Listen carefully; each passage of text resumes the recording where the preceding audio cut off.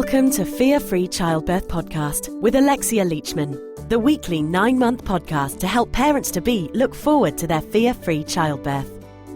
Alexia is a pregnancy and head trash clearance coach and the author of Fear-Free Childbirth, How to Have a Stress-Free Pregnancy and a Positive, Pain-Free Birth.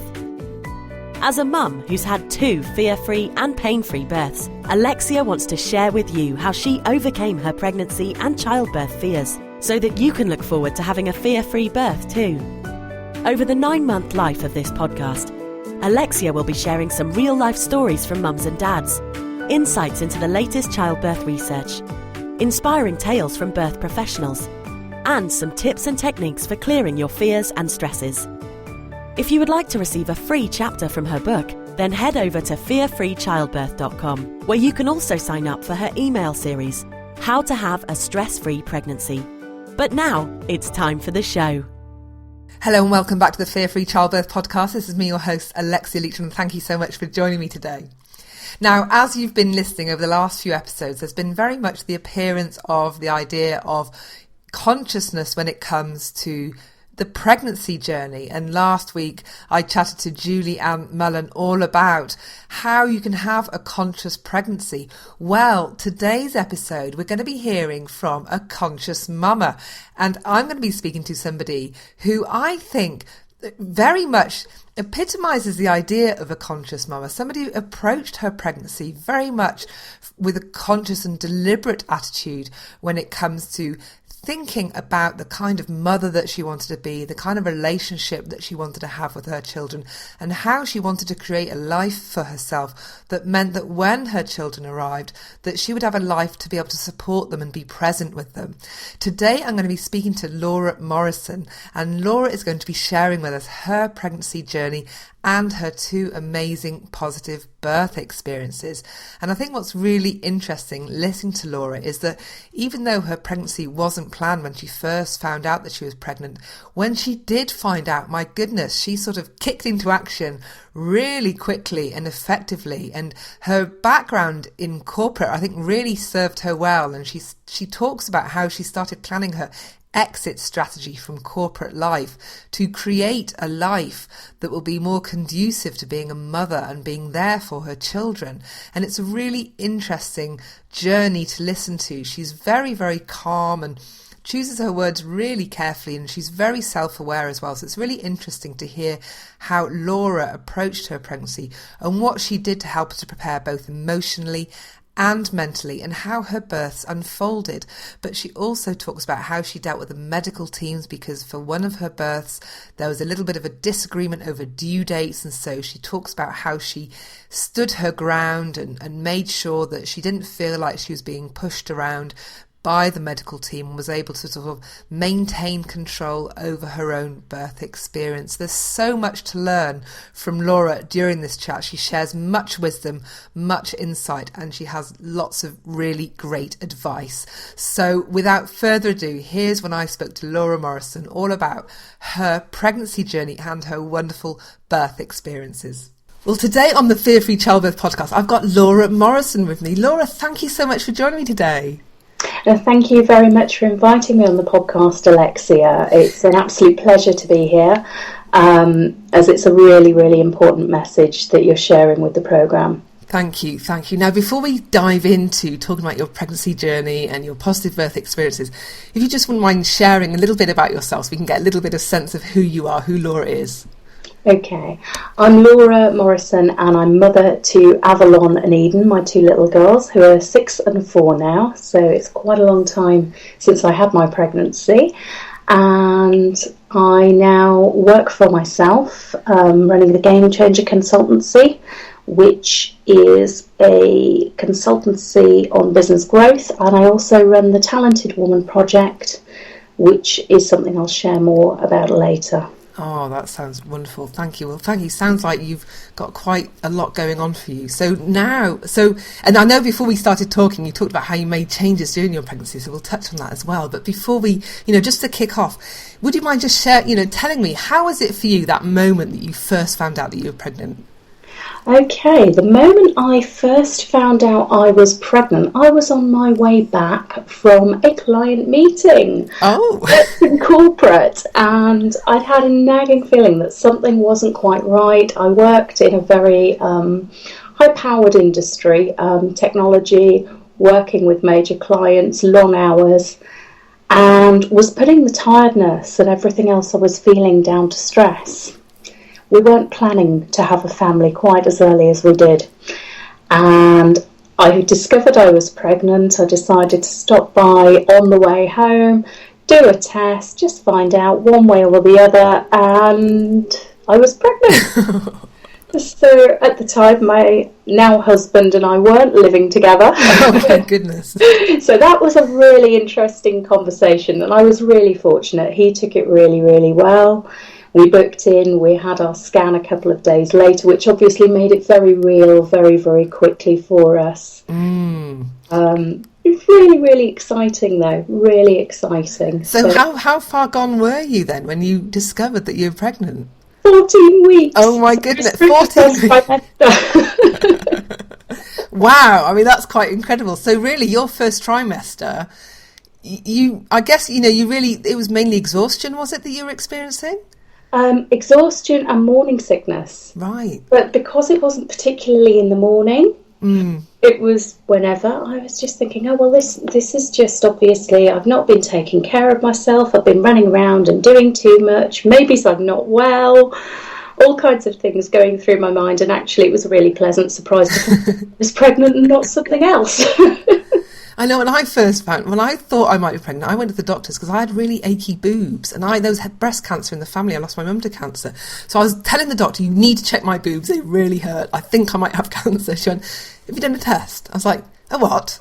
A pregnancy test? No. So I was enormously relieved that it was pregnancy and not cancer at my end. So I totally understand that perspective. Totally understand it. Now, when you were pregnant, so now you've had a chat to your hubby or your future hubby, and how did that pregnancy unfold for you? Well, it was really interesting. What I discovered was it really made me think very, very quickly from the moment of having the scan, okay, what does my future look like with a child in it? And I did return after both of my daughters to working in that corporate environment, but I was aware even back then, longer term, that changes needed to be made. One of the first things that I did was withdrew some savings and booked myself to go and do a coaching course that I'd been looking at for a couple of years, with a view to planning a long-term exit strategy to enable me to balance having a family with my career and actually with what my future aspirations were going to be, and something that would be more compatible with having a family. So you were already quite early on, you were being very strategic with your pregnancy and treating it as almost as a warm-up for a life change. Is that right? Absolutely. Children do necessitate a lot of changes to be made, and I was very, very conscious that as a mother I wanted to be around for my children. I was fortunate because my employer did have flexible working policies, which did make that possible in the time that I was there after returning. Longer term, I did want to be able to have something where I was a little bit more in control of my own time, my own schedule. And I think in terms of being strategic about the pregnancy, I have to say, again, as soon as we came away from the scan, the first place we went to was Waterstones. It was, what do I need to know about babies? Because I have nothing. So that's interesting. You said about babies. What about the pregnancy piece or the childbirth piece? Did you buy any books on that as well? Yeah, I'm trying to think what it was. What to Expect When You're Expecting was the first one, I think, which is probably the same for the majority of parents, because I had no idea what to expect. So the title really stood out for me. And that was great because it took me through week by week. And also we were in the early days of having apps. So the Baby Centre app got downloaded so that I could find out, where am I supposed to be? What sort of things am I going to experience? What have I been experiencing already now that's explained by this? Just preparing, just reading up, because really I don't have My birth family are not particularly close to me, so for me there wasn't really a lot of people to go and ask. So it was important to, be able to research that information myself. And the other thing that I did quite early on after finding out was book up for NCT classes, to get that support network around me. And so as part of that educational journey, was it... did you find that reading, you found the material you needed and that really helped you to sort of prepare? Is that where you got most of your sort of preparation, I guess, for your pregnancy, for your childbirth, for all that? Was it all the information that you sought out yourself, or was there anything else that was more forthcoming for you? Let me think about that. I think beyond the information that was in the book, because I scanned the book fairly quickly, the thing that I was aware of is, with having a high stress job, that what I did need to do was look after the more physical side. So I'm very, very fortunate. At the time I was living in Watford, which has got some really good antenatal support professionals. I decided to look into reflexology, one for the stress management benefits, and two because I'd read that it could help with birth and with helping to make that easier and less, less painful, really. There is research there that it does shorten durations of time in labour, and that sounded quite appealing because, if I'm honest, the labour at the end of it, baby great, labour from all of the things that we see in the media and portrayed on TV, wasn't really looking forward to that part, to be honest. I know that feeling. But I was really fortunate. I found a reflexologist who was also an experienced community midwife, so she really understood the emotional and the holistic side of pregnancy for women, having that vast experience. So to have her as, if you like, part of my team was brilliant. When you say you got some reflexology, did you have sort of regular sessions during your pregnancy, or was that something that so how often were you having those sessions? Fortnightly. Wow. So was that throughout your second and third trimester you had fortnightly sessions? Yeah. Brilliant.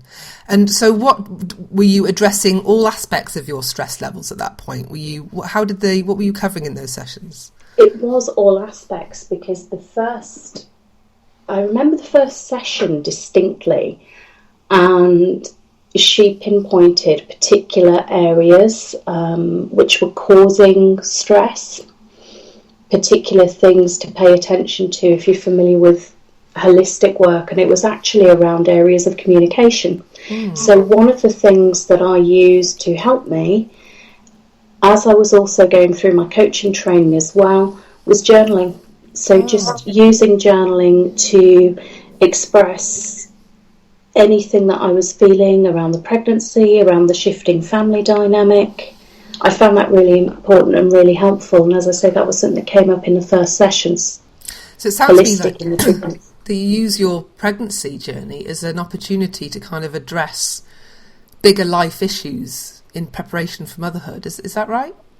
I think so. I think preparing for motherhood is a change, and particularly when your own role models, if you like, of motherhood and parental behaviour have not been amazing, for you to be able to take that time to reflect and to understand what sort of parent you want to be, perhaps, what you want that relationship to look like with your child. These are all things that do come into our mind when we're pregnant.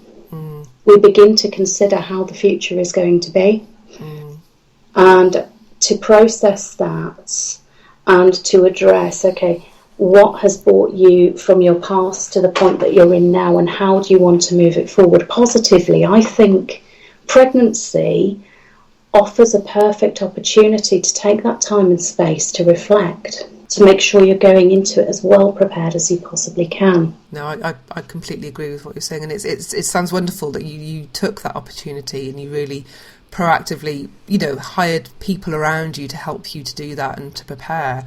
And so do you think that was, looking back on the work that you did as part of your pregnancy to prepare, do you think, are you happy with what you did, or do you think you could have done more? Do you think it was fine, it was adequate? Is there anything you'd change about that period? I think it was adequate. I think if I knew then what I know now, I would have possibly been a little bit more insistent with my employers around the amount of time that I took off from the business, around things like reducing responsibilities more quickly. But actually, by the time I had my second pregnancy, I had learnt that, and I did address that time round. Okay.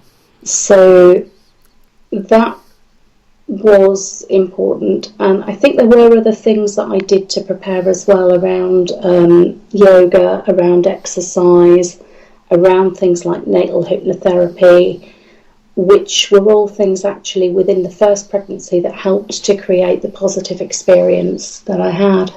So it sounds like you really sort of focused on creating. You had a goal, as it were, of having a really great pregnancy and a great birth, and you really worked really hard to try and do as much as you can to bring that about. Yeah, no, that sounds wonderful. So now let me just ask you about the birth. How did leading up to the time leading up to the birth, as it was becoming ever more, you facing it in the face, as it were? How was that, the last few weeks leading up to the birth for you? The last few weeks, well, as I say, this corporate thing and not stepping away from responsibility. So my daughter was originally, her due date was the 28th of March.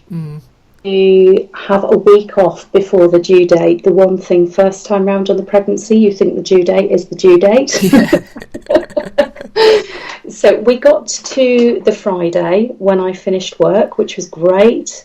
A couple of things to wrap up, and I thought, oh yeah, I'll do those on Monday. 3 o'clock on Saturday morning, after just going to John Lewis's, doing all the nesting, buying the nice new towels and everything, the ceiling of my kitchen collapsed. I had the bathroom fitted about 6 months before. Oh my goodness. So all of my lovely new John Lewis towels were used for that. I've got a house which is in chaos and disarray. We went to go and stay with a friend, and we were still there, and it was actually Mothering Sunday at 10 a.m. when I started to get the first signs of labour, which really for me were nothing more than, I guess it felt a little bit like, kind of period pain, nothing more than that. But I had just a sense of, this is going to happen today.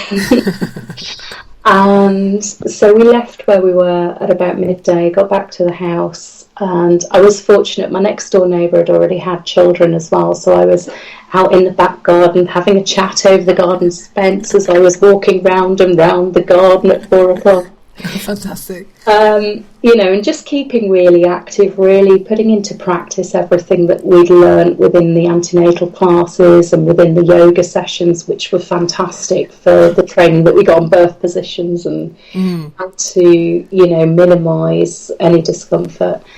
So that was really good. My husband, he did what all the guys are advised to do within the antenatal class and cooked himself a pizza. My bag was already packed. By 8 o'clock in the evening, it was starting to get a little bit interesting, kind of interesting positions on the sofa and things like that. And I took one paracetamol, and I phoned the hospital because I was in a midwife-led centre at Watford General Hospital, which was really great. I phoned them, and she said, "What are you doing taking one paracetamol, you silly girl? That's not going to do anything. You should take two." Well, I didn't. I was managing okay, and she said, "You sound fine. You sound very, very calm, obviously, because I've been doing the natal hypnotherapy. That worked really well. See how it goes and give us a call back if anything changes." So by midnight, I had a sense my waters were going to break. So that was fun. We even prepared then plastic back picnic rugs. My waters broke, saved the carpet, and I phoned the hospital again to say that my waters had broke. They didn't believe me because apparently I sounded too calm. Wow. And they said, come in at 6 o'clock in the morning. And I said, "I'm really sorry. I'm telling you, this is definitely my waters have broken. We'll see you shortly. So we jumped in a taxi down to the hospital and got settled in. The one thing I wish I'd have been a bit more insistent about, though, was the monitoring. At that point, rather than doing it with a mobile monitor, they insisted on me getting onto a bed and going on my back. Now, bear in mind that I'd been kind of leaning forward on all fours. That made it quite uncomfortable at kind of the transitional phase of the pregnancy. So as soon as I got that off of me, I was in the room that I was in and just made everybody go away while I did my breathing exercises to get through it whilst they were preparing the water pool for me. Okay. And that seemed to pass by really quickly, actually. Yeah. Phase. So it was just a case of going very much within, breathing. And one of the things that I took, actually, now I'm thinking about it, was jasmine oil. Okay. Which you can't use within pregnancy, but actually when you're in that point of delivery, that can be very beneficial. And I found that by using the oils, that was also helping me to breathe more deeply, which was helping to minimise anything that I was feeling. And then they were ready for me in the pool, and I think that stage from getting into the pool to my daughter being born was probably about 30 minutes. Wow.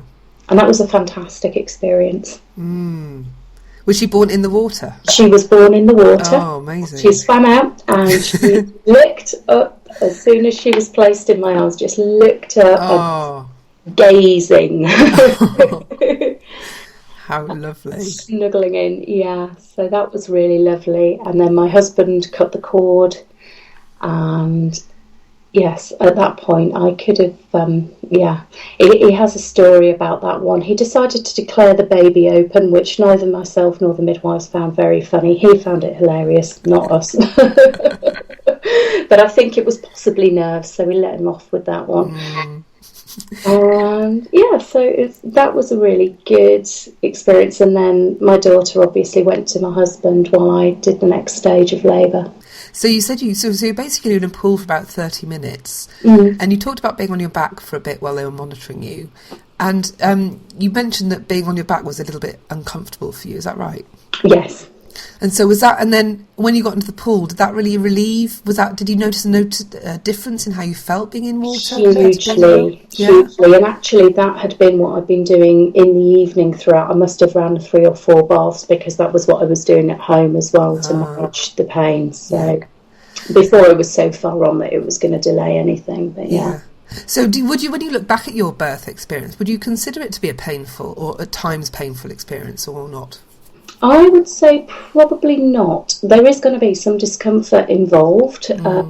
I think if you understand and you do the preparation of how to manage that and how to support yourself, I think it is very manageable. With my second pregnancy, when I was in delivery with my second daughter, the pool wasn't available as quickly as we would like. We did get there eventually, but in that one I had to spend a lot of time where I was actually just, in the quiet room with the bean bags. And because, again, of having that instinct of how to manage any of the kind of discomfort or pain that I was feeling, it was almost being able to sort of push that away and to find a very, very quiet space and just breathe through it. So it sounds like breathing was very much your way of coping throughout the delivery time and your labour. Is that right? Or were you resorting to other tools or tips or techniques or anything else to help you? Is it mainly breathing? Mainly breathing and position. Okay. So adjusting position, and I think if you don't overthink it, you just almost allow your body to do what it needs to do. Yeah. You will find the right space to be in. And so for you, did you find that breathing just allowed you to kind of almost surrender to your body, as it were, and to find that what your body needed to do? Very much. Very much. And so how different was you just touched briefly on your second birth, but how different was that? Or what about your pregnancy? Were they chalk and cheese, or were they quite similar? How did they differ to your first experiences? I think my second one, I did want it to be distinctly different. So the thing we did very differently second time around was we didn't find out what we were going to have. Okay. Whereas we knew that we were having a daughter first time round. Beyond that, I think I ran it fairly similarly in terms of the reflexology, the yoga, the fitness. My second daughter, though, went overdue. But if I say overdue by their calculations, not by mine. So what do you mean by that? Did you have different I absolutely knew the date that I'd conceived. Yeah. And their measurements were showing something different, and they put what they measure. Yeah. And I was adamant that actually no, because I absolutely know when it happened. So there was... I made sure that was stipulated in the notes, because I felt that because of the timing of it, because my daughter, they had her due date down as the 31st of December, which is not the most convenient date. No. It wasn't, it was due to be later than that, and I had it estimated round about the 6th of January from my date. Okay. So they started the clock much earlier than me in terms of inducement. Yeah. My daughter actually was born on the 11th of January, and I think 5 days over when she was expected is fine. That's within a normal tolerance. Yeah. But they were being very insistent, oh, this has got to happen, that's going to happen. And I was very insistent back, I think, because of some things that had happened after my first daughter was born. I was much more insistent about my rights and about what was and wasn't acceptable. And actually, if they were going to disagree with my instincts as a mother, then actually on their head be it. They had some interesting words within the birth plan. So I was a lot stronger. And again, back to that thing of where I said I was kind of handled by the midwives onto my back in the first one. I was adamant that wasn't happening in the second. I said, no, you have mobile monitoring devices. This is how we will be doing it. So I took control much more. But it didn't end up being induced beyond really the sweep on the Monday afternoon. That was enough, and because, again, I'd been doing things with it going overdue, I started doing things to support myself there, such as things like raspberry leaf tea, evening primrose oil, to help prepare, as well as making sure I was doing plenty of the positioning exercises and things like that to try and bring the baby down. Now, I'm interested just to ask you a little bit more about how you sort of stood up to the midwives or the doctors or the people that were pressuring you for the induction, because certainly that was similar to my experience. They got my due date wrong, and you know how where did you turn to for maybe your information to give you the confidence that you could sort of stand up to them and insist on it being your way, not their way? And if you could just talk a little bit about that, it would be really good to hear. I think I was lucky that I had a very good and very supportive GP. So when midwives in the surgery were trying to insist things, I said, well, okay, but you're not going to mind if I amend the birth plan, are you? And at that point, that was where I made it quite clear to them I was actually quite serious about being heard and not just acting irrationally, but actually making sure that I had that written down very effectively. I think it's just taking the time. It's having the conversation with people. So when I went into the hospital, because the sweep was actually in the hospital rather than at the surgery, it was sitting down with the staff that were doing that and explaining my reasoning and why I wanted things to be done in a particular way and how that related, if you like, to my previous experience. And were they receptive, do you think, or did you have to be quite strong and insistent with them? I think it was being strong and insistent, but in a very calm way.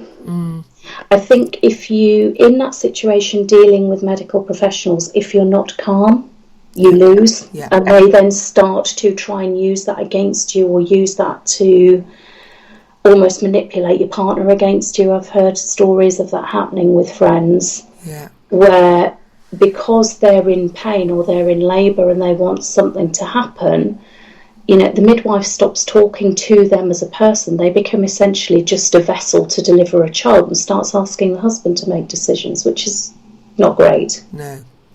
So I think keeping that air of being calm, but also being quite certain up front between what it is you want and what it is you're prepared to compromise on. Yeah. And I think for any woman, I think giving that consideration a good 2-3 months in advance of going into hospital and making sure that your partner or whoever's supporting you is fully on board with how you want things to go. Because actually, if I go on with my second daughter, it was quite interesting, because by the time I was in the pool, so I was at sort of 9.5 centimetres and ready, my waters didn't break. My waters hadn't broken, and they didn't break. So I ended up in a really interesting situation, because, as you know, I find the water helps in that situation. So I was negotiating from the birthing pool. Right. Because they said, well, okay, this is going on for so long now, we're going to have to, rupture so that the baby can come out, which absolutely, yes, I fully agreed with from a safety point of view. And I said, well, look, if we do this and when the waters come out it's clear, i.e. there's no meconium, and it's safe to go back in the pool, ideally I'd like to get straight back in. And that was the deal we struck. Fortunately, that's what happened. And again, within 15 minutes of them doing that, Eden was out. So your waters didn't break until... So I was in the pool and the waters hadn't broken, and she was pushing effectively against the membrane. Right, okay. So I had to step out of the pool, go and have that done, jump back in, and Eden came out. Wow, brilliant. And she was such a chilled out baby, though. Oh, I'm not surprised having the protection of the amniotic sac for the whole of that time. That would have been really good for her. Yeah. Amazing. So what advice would you offer women then that kind of are dealing with that kind of the difficulty of having to maybe confront the medical team up until that birth, in that very sort of critical, stressful time when you're just about to give birth? Have you got any advice specifically to help women in that situation? I think it's thinking about, I think what we've all got to do, because it is a team, when we're delivering a baby, it's a team. You're the one doing most of it. Yeah. And therefore you do need to be listened to. Not all women, and I think it's partly this perception that when women are in labour, that somehow they're not in control. I think if you can retain a little bit and make it very clear. So for me in that situation with Eden, I wasn't, the thing for me, if I couldn't have got back in the pool, fine, but I did want an assurance that if the right things from a safety perspective were met, that it was okay. So it's being aware of almost what the flow chart is, how a birth can happen, and what the different options are. I found that the training and education we got on that through MCT was invaluable, because it's kind of a if this then what. And whilst it's not great to think about the scenario of things not going exactly to plan, I think a lot of women would have better birthing experiences if they could accept that there's not one particular type of birth, they're not all the same, and anything can happen. And if we can walk into that with an awareness, with a preparedness about ourselves, then we're in a much better position to make confident choices. So it really is down to being very proactive about educating ourselves about that birthing process, about what our body's doing, about what happens in the hospital, about what happens in other environments, and taking the time to just educate yourself. Did you spend a lot of time researching, reading, learning about things like this? Not really. No? Not really. After the initial skim of the book, not a huge amount. Most of it came from the 6 or so MCT sessions. Right, okay. And as I say, with talking to people like my midwife, with the education that we got through the antenatal yoga classes, because my antenatal yoga teacher was very passionate about women being much more empowered within the birthing experience.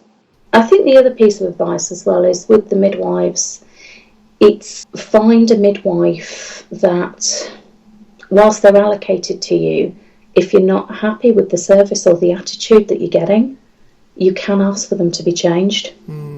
Not that I had to do that in any of my scenarios. In fact, one of the situations we had a trainee in as well, which was fantastic. But you do have rights and things that you can request if you're not happy with situations, and your partner needs to be supportive of that as well. Yeah. So just sort of listening to your, what you shared with us today, it sounds like, you took an active role in your first pregnancy to really work on preparing for motherhood and dealing with all the life stresses that were getting involved in your life at that time, and clearing the decks, as it were, for being a mum. But, you really resorted to NCT and then doing the yoga. Really, it was NCT and yoga that was your main forms of birth preparation from the sounds of it. And that was sufficient for you to really go into pregnancy and birth particularly from a free of fear, and to enjoy them and have positive experiences. And that sounds like an incredible outcome, really, given the how you prepared. Well, I think there was also the natal hypnotherapy. Okay, so tell us a bit about that. What did you do? Did you go and see somebody, or did you get some sessions, or what? Didn't do classes, just did the CDs at home. But obviously, because I'd been doing the training as a coach, understanding the construct of where fears come from. Yeah, okay. And being able to challenge those assumptions. So what fears did you have at the outset that you worked on, or that the sessions addressed? What kind of fears did you have? I would say probably for me the absolute unknown of going into childbirth. When I was born, I heard a lot of horror stories about what happened when I was born. Okay. So, it had always been something to me that sounded quite, oh my God. It ended up in a C-section. It wasn't particularly pleasant. It wasn't handled well. So for me, I had all of that to undo, if you like, to be able to go, well, actually, that was somebody else's experience. This is not the way it always is. It's actually not even integral to me, even though it was the only thing I used to hear about growing up. Yeah. It's, this is somebody else's thing, and I can choose to have it differently with my own children. So it's that ability to choose, and to, I think, as you've said, the preparation is about creating the best conditions. It may not mean you're going to have a perfect birth with no drama anywhere. I mean, certainly, when we were getting to that point with my second, where, the amniotic sac hadn't broken, there was a little bit of a moment of, oh my God, right, I've got to stay calm now. Yeah. But we've always got the option to choose how we respond in any given moment. And I think it's not something, I think perhaps one of the things that's just occurring to me now is perhaps when we're in pregnancy, in the way that it is for a woman, a constant round of appointments where you're on somebody else's schedule, it does feel a bit like a kind of conveyor belt that you can't get off of. Yeah. As opposed to, okay, can we do things in a more measured way? Can we stop? Can we take a pause for a moment? And I think that, for me, has been the thing that's key to it. And it's the thing that's key as well when you become a new parent. You're faced with new situations every day. And do you think that the work that you did during your pregnancy, I'm thinking maybe that the reflexology and that preparation work that you did on maybe addressing some of the stresses in your life, that really prepared you for parenthood? I think it got us to a certain point. Parenthood, I think, is a completely different ballgame, because whilst you've had all of this support leading up to the birth, then when you've actually got a live baby there and you take your baby home, it's kind of, okay, what do I do? Actually, for me, a lot of it was trusting instinct. But we did have, there were a couple of problems after I had my first daughter. There were a couple of problems. There was a misdiagnosis made by a health professional that had quite a profound impact on us. And that was something that I then had to deal with the effects of going into my second pregnancy. So I think, again, with parenting, you never know when there's going to be a curveball. So again, it's very much about being present and being, I think, aware of the overall picture of where you want the outcomes to lead. I mean, my thing for my two daughters, I want them to be happy, I want them to be confident. They're both of those things. They're now 4 and 6. And, you know, it's an absolute joy to see. Yeah. Yeah, and it sounds like you took a very mindful approach, like that sense of choosing how you want to respond, choosing how you're going to feel, choosing the outcome, and being very much taking control from that perspective. And that sounds like it really helped you during your pregnancy. Well, thank you so much, Laura, for sharing your pregnancy journey, your births as well. They just sounded wonderful. So thank you so much for taking time out to tell us all about that. Now, you did mention at the beginning of our chat your work around women. Do you just want to sort of tell us a little bit more about that before you go? Yeah, certainly. So the Talented Woman Project is something that I've set up with a colleague. It comes from my background. I was the chair of the Women's Network in BT, in the corporate that I used to work for. And I coached a number of midlife women, all women who'd recently had children, going through those transitions of identity. And what I see is a lot of women with a lot of gifts that sometimes need the confidence and support to bring those things forward. So the hope is, through this project, what we'll do is we'll provide interviews with different women from whole cross sections of life to look at how we define success on our own terms, to share strategies, and to really celebrate women who are out there making a difference, not just at the top levels. I see a lot of conversations focusing on women at really high levels of industry, but actually in the day-to-day community as well. So where can people find out more about that then, if they because that sounds like a fascinating project? Yeah, at the moment we're just very early stages. So we've got a Facebook group which is the Talented Woman Tips for Success. Okay. And I'm an open networker on both Facebook and LinkedIn. So if you put in Laura Morrison and the Game Changer Consultancy, you can find me pretty much all over social media. Oh, fabulous. Well, I'm going to have all those links on the show notes of the podcast on the fearfreechildbirth.com website. So for anyone listening, you can just go to the show notes and get all those links from there. And also we'll link on from the Fear Free Childbirth Facebook page as well. Well, thank you so much, Laura, for joining me today. It's been absolutely fabulous listening to your story. It's been absolutely wonderful. Thank you so much. Okay, thank you, Alexia. I hope you enjoyed listening to Laura share her story. Now, the thing is, since I recorded this interview with her, it was a few months ago now, but only this week she announced that she's got little one number 3 on the way. So a massive, massive congratulations to Laura. And just listening to her, how she deals with pregnancy and her birth, I just know it's going to be absolutely fantastic for her. So wishing her all the best from the Fear Free Childbirth podcast. As I mentioned during the show, if you want to find out more about Laura, there's all the links to the stuff that she gets up to, all on the show notes, which you'll be able to find at fearfreechildbirth.com/Laura, and you can find out everything there. Now, this is the last episode before we take a break for August. I'm going to be going away, so unfortunately I won't be able to keep the podcast coming because I'm going to be where there's no internet, which is going to be blissful. So I'll be back in September, so I hope you guys have a fabulous August, and I'll see you then. Bye.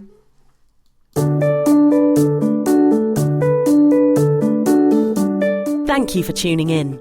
You've just been listening to Alexia Leachman from the Fear Free Childbirth podcast. If you enjoyed the show, she'd really love it if you left a review on iTunes or Stitcher, or shared it with a friend.